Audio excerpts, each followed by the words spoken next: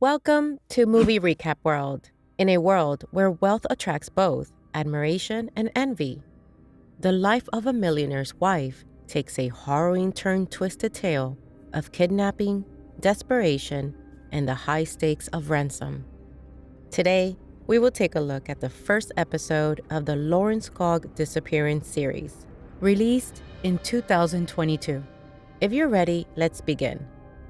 In the opening scene of the series, we learn that a woman is being abducted by two individuals, only to realize later that it is a stage act by the detectives. Then we hear a report made by Tom Hagen, whose wife Elizabeth has been kidnapped and a ransom letter has been left behind. The letter warns Elizabeth not to involve the police, stating that she will be killed if she does. In response, Tom Hagen requests a secret meeting with the police, away from their headquarters, and asks them not to wear uniforms. However, when they meet at a gas station, the police arrive in uniforms, which angers Tom. He complains to the police about this.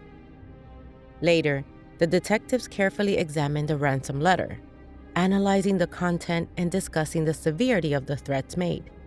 It became evident to them that involving additional individuals in the investigation was necessary, but the delicate nature of the situation made it incredibly challenging to communicate with the public openly. Recognizing the possibility of the kidnappers' vigilance, the police speculated that surveillance cameras might have been strategically placed near the house to monitor the unfolding events.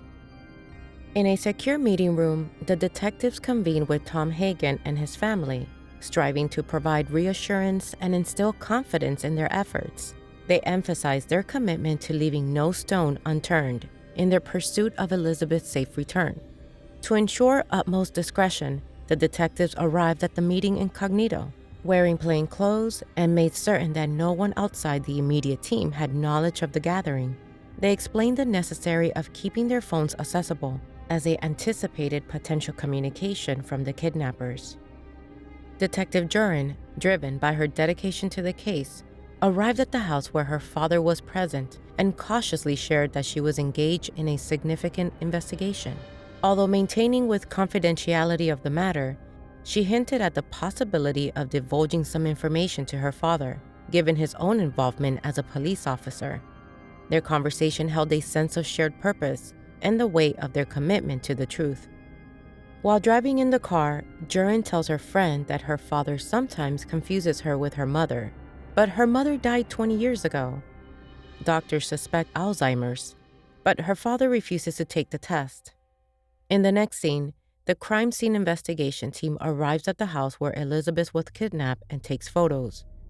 Detective Jurin is also present and asks questions about the family. When she arrives at the police station, another officer tells her that Elizabeth may have done this to herself, possibly to start a new life. In another police meeting, they decide to speak with witnesses, and Jurin wonders how they could do it without revealing themselves. The detective discreetly approached the neighbors to ask what they saw. Jurin meets with Tom Hagen to ask him what he saw on the day of the incident. A witness mentions going to the theater that day and feeling like someone was watching them on their way back, but not seeing anything. They also mention finding the ransom letter. When Jurin asks if Tom has any enemies, he talks about a painter who came to his house in the past and did a slow job, leading to a disagreement between them. Later, Jurin and her partner knock on a family's door to gather information about drug-related activities while observing a car outside. On the fourth day, Jurin learns that they have received footage from the night before Elizabeth's disappearance, and notices a car passing through a path behind the house. In another footage, she sees a masked person watching Tom. Later, they obtain permission for a raid on the house they suspect and begin the operation. The police surrounded the house and proceed cautiously. They break down the door and rush inside, arresting everyone. As they descend into the basement, they realize that these individuals were involved in drug trafficking. Since they couldn't find what they were looking for, our police team makes alternative plans and develops a method to communicate through cryptocurrency. However, despite strong insistence, the family refuses to accept it and says they will wait for the ransomers to reach out to them. A police colleague asks Jurin to visit someone named Tommy, but Jurin isn't too keen on the idea. Later, Jurin informs her police friend that she wants to send a message to the kidnappers, but the family doesn't consent. 8 days later, a message arrives warning them to hurry or Lisbeth will die. A few days later, the police locate the owner and IP address of an account opened for the ransom. They also find Lisbeth's bloodstain under the stairs, which has been cleaned. During the interrogation of the account owner, they realize that this person is not involved in the situation. The identity information has been sold by multiple individuals on the dark web.